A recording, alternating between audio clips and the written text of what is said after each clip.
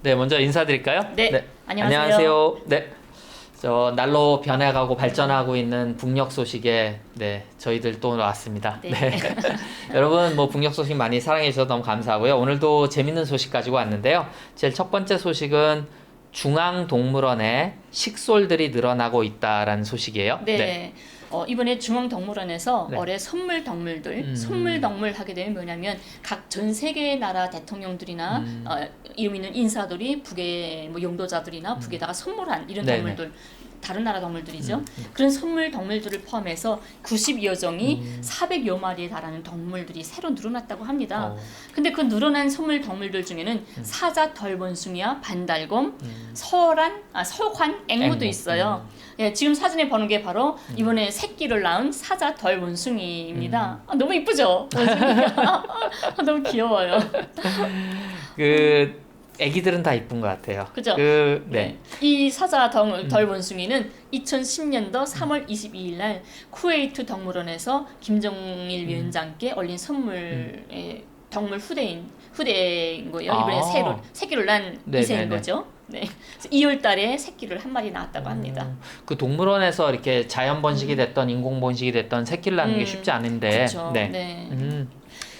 그리고 반달곰도 새끼를 낳고 요번 2월에. 네, 반달곰은 2002년도 12월 25일 날 중국의 한 인사가 평양에 선물로 올린 반달곰인데 역시 2월 달에 2마리의 새끼 반달곰을 낳았다고 합니다. 아유, 이렇게 자꾸 식솔이 생겨난다는 건 좋은 소식인데. 너무 좋죠. 네. 그리고 지금 사진이 서간 앵무새거든요. 네. 4월에는 2014년도에 김정은 위원장이 중앙동물원에 보내준 선물이랍니다. 이게 그 서간 앵무가 또 새끼를 낳아가지고 사형광들을 기쁘게 해줬다고 합니다. 이 중앙동물원이 평양에 있는 네, 거죠? 평양에 있습니다. 그 연희님이 계실 때는 많이 가보셨나요? 평양 중앙동물원은 주말이나 놀 때 어린이들이 항상 부모님과 함께 가는 게 제일 첫 코스가 중앙동물원이죠. 애들이 좋아하니까 가곤 하죠. 이게 그래서 빨리 여러 가지 분야에서 교류가 이루어지만 그 분위기 좋았을 때는 아마 제 기억으로는 동물원하고 남쪽의 동물원하고 북쪽의 동물원이 교류도 있고 그랬어요. 이제 그런 것들이 많이 이루어졌으면 좋겠습니다. 네. 그래서 북녘 사회도 우리 남쪽과 대한민국 사회와 큰 차이가 없다. 그렇죠. 네. 그런 걸 또 볼 수 있었고 그 다음에는 우리가 좀 먹는 얘기를 조금 해볼까요? 네. 국내 원료로 북녘에서 건조 효모를 생산했다는 소식입니다. 네, 이런 걸 보니까 이전에 쓰던 혐오는 철저한 자체가 아니었다는 소리겠죠. 자체 원료를 100% 자체 원료로 이번에 생산을 했다고 하니까 이번에 새로 개발한 100% 자체 원료에 기초한 이 건조 혐오는 발효력이 강하고 또 사용하기가 편리하다고 합니다. 그리고 정전 혐오와는 다르게 상온에서 1년 이상을 보관할 수가 있다고 해요. 네, 그게 참 좋다고 합니다. 그래서 이게 평양 밀가루 가공 공장에서 자체 원료로 건조 효모를 개발했고 우리가 이제 이스트라고 해서 효모라고도 부르지만 우리들은 이제 빵 같은 거 만들 때 이렇게 부풀어 오르게 하는 그런 거죠. 옛날 때 저도 평양에 있을 때 북은 외식 문화보다 집에서 먹는 음식을 해 먹는 이런 문화가 또 많지 않습니까? 그래서 명절 때나 주말 때나 이럴 때도 온 집안에 모여 앉아서 만두를 빚어 먹고 떡을 해 먹고 빵을 해 먹고 이러는데 저도 집에서 이런 찐빵 빵을 많이 해 먹었죠. 그래서 원래 밀가루를 조금 약간 쉬었다가 혐오 좀 넣고 한 것도 있고 아니면 그냥 생밀가루를 반죽해서 혐오 넣고 그럼 많이 부풀진 않겠죠. 해 먹곤 했는데 남쪽에 와서 이런 혐오빵도 먹어보고 하니까 혐오에 관계되는 남쪽의 혐오도 100% 자체의 원료인가요? 저는 음식에는 잘 몰라서. 네. 근데 혐오에 뭐가 어떤 게 다른 게 들어가는지 모르겠지만 혐오 맛이겠죠. 빵 맛이 북에서 먹던 빵 맛은 정말 맛있었거든요. 정말 담백하고 정말 맛있었는데 남쪽에서 먹는 맛이 모르겠어요. 제가 이렇게 말하면 그때는 없으니까 배고프니까 다 맛있었을 거야. 지금은 너무 풍족해서 맛이 없어 이런 말씀도 하실 것 같은데 하여튼 그때 맛을 잊을 수가 없더라고요. 그때 정말 맛있었거든요. 근데 이거 연희님 얘기를 강철님도 똑같이 얘기하시더라고요. 그래서 그러니까 제일 좋은 방법은 뭐겠어요? 우리가 직접 빵을 먹어보는 거 아니겠습니까? 그렇죠. 왜냐하면 저희가 전주에도 강연 많이 다니시지만 전주 가면 전주 특별한 그 빵이 있고 네. 뭐 이런 것들이 있는데 음식들이 그런 식으로 우리가 북녘의 빵들을 조금 먹어볼 수 있으면 직접 우리가 이건 나는 이런 맛이 좋아. 이건 뭐 취향은 개인 선택이니까 그렇죠. 그런 어떤 자유로운 세상이 빨리 왔으면 좋겠습니다. 네. 자, 그 다음에는 이어서 치커리라고 들어보셨는지 모르겠는데 건강식품이죠. 북한의 평천 고려 약공장에서 치커리 건강식품을 만들었는데 되게 호평을 받았다라는 소식입니다. 네. 북매체 조선의 오늘은 8월 21일 치코리 X는 물에 풀어서 마시거나 그것을 푼 물로 밥을 지어 먹을 수 있다라고 하면서 치코리 R은 야외 조건에서 사용하기 편리하며 치코리 차는 일상적으로 자주 마시면 좋다라고 건강에 참 좋은 것이라고 설명을 많이 했습니다. 그러니까 이제 우리들과 생활이 크게 차이가 없다라는 어떤 차원에서 이제 좀 소식을 한번 가져와 봤고요. 건조 효모와 더불어서 치커리라고 하는 게 이제 우리들도 건강식품으로 먹거든요. 여기 나온 것처럼 차로 물에 타서 먹기도 하고 뭐 그 치커리를 탄 물로 뭐 밥을 지어 먹기도 하고 그리고 우선 그걸 환으로 만들어서 뭐 야외에서도 사용할 수 있고 뭐 이렇게 많이 만들었나 봐요. 네. 근데 제가 이걸 보면서 이 뉴스를 보면서 조금 네. 달랐던 게 제가 있을 때만 해도 그때는 좀 아무래도 아직 어려웠으니까 네. 치코리라는 말을 몰랐어요. 치코리 차, 뭐 치코리 알 이런 걸 몰랐는데 저 지금도 몰라요. 치코리가 뭔지 모르겠어요. 이게 뭐 풀인가요? 그 식물인데 이제 거기서 약간 이렇게 빳빳한 뭐라나 껍질 같은 거 있죠. 나무 껍데기 같은 걸 이렇게 빻아서 이제 뭐 다려서 뭐 이렇게 그런 먹는 것 거구나. 같아요. 네네네. 그래서 이걸 보면서 지금 연희님도 말씀하셨지만 이 고난의 행군 시대의 북쪽을 계속 기억하지 말아라. 변하고 있다. 김정은 위원장 되고 나서 또 분위기도 많이 변했고 뭐 우리가 대동강 맥주 축제 얘기도 말씀드렸습니다. 분위기와 더불어서 경제적으로 사회적으로 뭐 반려견이라든지 지금 건조염이라든지 아까 말씀하셨듯이 먹는 문제를 지금 넘어선 겁니다. 그죠? 네. 뭐 건강식품이라든지 뭐 천연 자원을 이용한다든지 건강음료 이런 얘기들. 날이 따라서 정말 달라졌어요. 네. 지금 이런 문제도 그렇고 제가 있을 때만 해도 진짜 뭐 밀개시 선전화, 덮개시 선전화 이런 걸로 선전화로 배달해 먹는 거 생각도 못했는데 지금은 핸드폰, 스마트폰으로 냉면까지 배달해 먹고 이런 걸 보면서 핸드폰으로 카드 결제하고 야 세상 정말 순간에 이렇게 그렇죠. 너무 많이 발전됐다라는 생각이 들고요. 특히 여러분들 참 관심이 있을 것 같은데요. 이 치코리가 알코올성 중독 해소에 참 좋다고 합니다. 아니 알코올을 줄이셔야죠. 그러니까 술 좋아하시는 분들 이 치코리가 참 좋다고 합니다. 그리고 피로 회복, 필요하신 분들 또 이뇨 작용, 간장 질병 치료 등에 참 좋다고 합니다. 뭐 그래서 이 건강식품 얘기 듣다 보면 무슨 만병통치약인 것 같아요. 근데 그 남한에서도 우리 대한민국 사회에서도 이제 그렇게 해서 이제 인기가 있었었죠. 네. 그래서 어떤 북녘도 이렇게 건강을 생각하는 질이 달라지는 이런 사회로 가고 있는 것 같아서 기쁜 소식으로 받아들였습니다. 그리고 이제 북한에서 전민 과학기술 인재화를 기치로 전체 주민을 기술에 숙달된 인재로 준비하기 위해서 노력하고 있다라는 그런 기사예요. 네. 네. 북이 전민 과학기술 인재화를 해가지고 전체 주민들을 기술형 인간으로 준비시키는 것을 목표로 하고 있다고 밝혔습니다. 근데 이 뉴스를 보면서 보니까 전민의 과학 인테리어, 전군 인테리어, 이게 예전에 제가 있을 때부터 그런 말이 있었어요. 이게 전체 주민을 기술형 인재로 만든다. 이게 보면 무슨 말인지 알만하잖아요. 근데 여기서 뭐가 있냐면 남쪽에 대학을 졸업했다 게 되면 자기 전공 분야에 배치가 돼서 전공을 전문으로 하는 사람들이 그렇게 프로수가 많지 않더라고요. 대학을 졸업했지만 자기와 다른 분야에서 일을 하는 사람들 많잖아요. 그러면 대학 공부했던 기술이 다 무효가 돼 버리는 거잖아요. 근데 여기는 이게 뭐냐면 진짜 전민 과학기술 인재와 노동자들 현장에서 그 사람들을 인테리어 한다는 겁니다. 우리가 고등학교 졸업하고 대학에 입학률이 한 25% 정도밖에 안 돼요.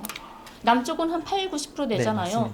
25% 정도밖에 안 되고 진짜 머리 좋은 게 공부 잘하는 애들만 가고 나머지는 뭐 이제 군대 나갈 사람은 군대 내보내고 나머지는 군대 안 나간 사람들은 뭐 직장 배치하고 농장에 배치하고 뭐 여러 가지 배치가 되겠죠. 근데 직장에 나갔다고 해서 그냥 공부를 안 하는 게 아니라 뭐 피부 공장 간 사람, 선반 공장 간 사람 분야가 다 다르지 않습니까? 그 공장에 공장 대학들이 있어요. 그러니까 피부 공장이다 하게 되면 경공업 대학에서 선생님들이 일부러 피부 공장에 와가지고 그 노동자들 저녁에 모아놓고 야간 공부를 시키는 거예요. 이런 야간 대학, 이런 매 공장마다 공장대학, 또 수산대학, 뭐 농업대학 이런 대학들이 일하면서 공부할 수 있는 이런 거죠. 그러니까 자기가 직장에서 자기 분야에 맞는 공부를 현장에서 하는 겁니다. 그래서 노동자형 인테리 이런 전민 과학기술 인재로 만드는 거죠. 지금 연희님 설명하신 것처럼 저도 북한의 과학사, 기술사를 조금 보면서 공부하면서 그 생각을 많이 했는데, 그러니까 그 과학 기술에 우리 이제 북한 그러면 아무래도 뭐 정치 사상에 치중할 것 같은데 전혀 그렇지 않고. 그렇죠. 그 해방 이후로 그 남쪽과 북쪽이 다른 정부가 만들어지자마자 그 김일성 주석이 제일 집중한 게 과학과 기술에 전념을 했고, 그 역사가 쭉 내려와서 김정일 위원장도 왜 그런 얘기했었죠. 그 컴퓨터를 모르면 바보다? 뭐 세 가지 바보가 있는데 그 중에 하나가, 그러니까 60년대 이미, 그리고 진공관을 가지고 이제 컴퓨터 처음 기계를 만들고 80년대 어떤 이런 과학 기술 컴퓨터를 일찍 도입해서 아주 거기에 많이 노력을 많이 하더라고요. 그렇죠. 그리고 이런 대학도 그렇고 대학도 공장대학 말고도 현장에서 일하면서 매 주마다 금요일은 기술학습 이런 시간이 있어요. 기술학습을 해야 되는데 일주일에 한 번씩 하거든요. 기술학습하면서 그 사람들은, 제가 처음 기술학습을 갔던 이야기를 하나 실례를 들어드리면 제가 양복점에 갔잖아요. 양복점 갔는데 가서 기술학습 때 우리 양복점에서 가장 기술 높은 사람이 기술을 배워준단 말이에요. 우리 기술 급수를 북은 급수에 의해서 다 생활비나 이런 게 규정이 되지 않습니까? 그래서 빨리 자기만큼 기술을 높여야 돼요. 그 사람 책임이죠. 기술학습하는데 이 고급 기능사가 이러는 거예요. 어떤 남자가 너한테 옷을 만들고 바지를 했겠다고 왔어. 이러는 거예요. 그래서 몸을 재야 되잖아요. 몸을 재야 되는데 몸을 재면서 물어보라는 거예요, 남자한테. 어느 쪽에 멋입니까? 하고 물어보는 거예요. 어느 쪽에 멋입니까? 무슨 뜻이죠? 그렇죠. 지금 이해했습니다. 네네. 그러니까 바지 만들 때입니다. 바지 만들 때. 어느 쪽에 멋입니까? 근데 남자들은 대체로 왼쪽에 멋어요. 그래요? 근데 우리가 밥 먹을 때 오른손잡이도 있고 왼손잡이도 있잖아요. 근데 그처럼 남자들이 대체로 왼쪽에 멋이는데 왼손잡이 있는 것처럼 오른쪽에 멋있는 사람들도 일부 있습니다. 그걸 물어봐야 되는 거예요. 왜 그러냐면 왜요? 멋있는 쪽에다가 그 대미대에다가 0.5 플러스를 해줘야 되는 거예요. 우린 맞춤복 옷을 입으니까. 그래서 하는데 몸을 재다가 물어보라는 건 그냥 그렇게 거기다 신중을 기하라는 소리지, 진짜 물어보라는 소리는 아니죠. 그만큼 주의를 주는 거죠. 이렇게 인체 해부학적인 구조학까지 배워주는 거죠. 근데 물어보지 않고 우선 기본 하려면 눈으로 봐요. 몸을 재면서 눈으로 어느 쪽에 멋있구나는 거 보는데 눈으로 봐도 안 알리는 거 있잖아요. 그럴 때는 몸을 싹 재면서 액기손가락 싹 스치면서 알아보라고 이런 것까지 배워주는 거예요. 좀 재밌었어요. 그러니까 이제 남자들은 바지 입을 때 그 소중한 부분을 왼쪽에 모시는지 오른쪽에 모시는지. 그게 정말 중요합니다. 그쪽에 0.5 플러스를 해줘야 돼요. 이제 평양에 이제 저희들이 다시 남북 교류가 돼서 이제 가게 되면 거기 그 양각도 호텔 이런 데 가면은 그 연희님이 알려주셨는데, 이제 가서 먼저 호텔 1층이나 지하에 가서 이제 양복을 한 번씩 해입으라고 그런 좀 조언을 해주시더라고요. 남쪽 분들이 가자마자 제일 먼저 하는 게 가자마자 양복을 주문을 해야 돼요. 그쵸. 3일 있으면 나오거든요. 3일? 양복 한 벌이 3일에 나와요. 근데 가면 3일 정도 있다가 이제 들어오잖아요. 그때 나올 때 찾아 입고 오는 거죠. 그래서 한결같이 북에 가서 양복을 해 입고 오신 분들이 말씀하시는 게 너무 편하다고 옷이 진짜 편하다고 말씀하세요. 그때 얘기를 하세요. 저는 왼쪽입니다. 저는 오른쪽입니다. 그래서 어쨌든 이 기술이라고 하는 게, 과학이라는 거 하는 게 과학을 신비화해서 우리 일상생활과 멀리 떨어져 있는 것이 아니라 현실 속에서 직업과 나이에 관계없이 모든 분야, 모든 부문에서 평생 동안 일하는 전체 인민들을 지식형 인간, 기술에 친숙한 사람으로 만들 수 있는 그런 사업. 그래서 이미지에도 나와 있습니다만, 우리가 이렇게 아까 우리 대학 진학률이 높다고 꼭 좋은 건 아닌 것 같아요. 그래서 이제 거의 이렇게 현실 속에서 이렇게 배우고 학습할 수 있는 이런 제도는 우리가 또 배울 게 있지 않을까, 이런 생각이 드네요. 네, 다음 소식으로 한번 넘어가 볼까요? 북에서 양강도 단천 6호 발전소 댐이 완공됐다는 소식입니다. 북의 양강도 갑산군 사평리에 단천 6호 발전소 온제 댐이 우뚝 솟아올랐다고 북의 메아리에서 8월 23일 날 보도했습니다. 댐 이름이 언제 댐이군요. 네. 네네. 단천 6호. 네. 그래서 뭐 그 지금 저희가 우리가 새로 시작한 그런 네. 프로그램이 하나 있죠. 우리 대표님하고 이대의 네, 김관묵 교수님. 김관묵 교수님이 네. 시작한 이제 북녘의 그 강산을 산하를 이제 구석구석 훑으면서 여러 가지 이제 발전소 얘기들 해주시는 건데 발전소하고 댐이 많이 생긴 것 같아요, 북한에. 네, 그런 것 같습니다. 그래서 이것저것 많은데 그 중에 하나가 이제 우리 남쪽에서 가짜 뉴스 하나 나왔던 게 저희가 이제 그게 촉발이 돼서 이 김 교수님을 모시고 이 소식을 시작했는데 환강댐, 임진강을 이렇게 막고 있는 환강댐을 뭐 무단 방류해서 남쪽이 임진강하고 한탄강이 합쳐지면서 뭐 홍수가 난다, 홍수 피해가 있다 이런 건데 오히려 그렇지 않고 그렇죠. 북녘에서 많은 댐들을 만들면서 지금 물길을 잘 다스리고 있습니다. 그렇죠. 오히려 그래서 홍수 피해가 더 줄어들고 있다. 그렇죠. 네. 더 많은 정말 상상할 수 없는 네. 큰 그런 피해를 할 수도 있는데 네. 그 북에서 여러 가지 댐으로 물길을 돌리는 바람에 또 많은 피해가 없이 이 정도로 할 수 있었던 거죠. 네. 그리고 이제 북녘에서 이런 수자원 관리할 때 저희가 조금 눈여겨봐야 될 것은 물길굴 행사 공사라는 거예요. 물길을 굴을 터서 만든다는 거예요. 대한민국 말로는 이제 도수 터널인데 물길을 굴을 판다는 거죠. 네, 네. 물길을 돌려서 그 물을 다 다른 방향으로 돌리는 거죠. 이번에 북매체에서 말한 게 수수천년 이 지역에서 덧없이 흘러가던 하천강의 물을 모두 구로잡아서 전력 생산에 적극 이용할 수 있는 담보가 확고히 마련되었다라고 밝혔습니다. 그것처럼 그냥 이제 한강댐 네. 말 하듯이 그냥 덧없이 그냥 흘러가던 그 물들을 모두 모아서 잡았다가 전기로 네. 낙하시켜가지고 전기를 많이 잡을 수 있는 그런 게 마련됐던 거죠. 그래서 물길을 잡아서 좀 더 낙차가 큰 쪽으로 해서 그 발전을 더 강화시킬 수도 있고 그리고 또 이제 평야 쪽으로 물을 돌려서 근데 평야가 원래는 높았던 지역을 이제 물길을 글로 잡아서 평야에 물을 대서 그래서 이제 농사 문제도 식량 문제도 해결하고 그리고 뭐 홍수 문제도 해결하고 그리고 북한이 가장 그 경제제 때문에 힘들어하는 전력의 문제 뭐 이런 여러 가지를 잡아가고 있다는 소식인 것 같습니다. 네. 네.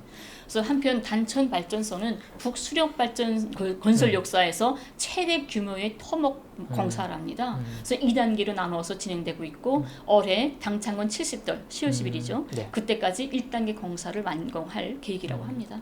그래서 뭐 우리 식구분들은 뭐 다 저희 왈가왈부 프로그램 다 보시니까 뭐 다 보시겠습니다만 아까 말씀드린 대로 김관묵 교수님을 모시고 저희가 새로 론칭한 그 프로그램도 많이 아껴주시고 이런 북한의 댐이 완공됐다라는 소식은 결국 북이라고 하는 건 우리와 같이 가야 될 남과 같이 가야 될 한 사회니까 이런 좋은 소식은 결국 우리에게도 기쁜 소식인 것 같습니다. 그렇죠. 네. 네.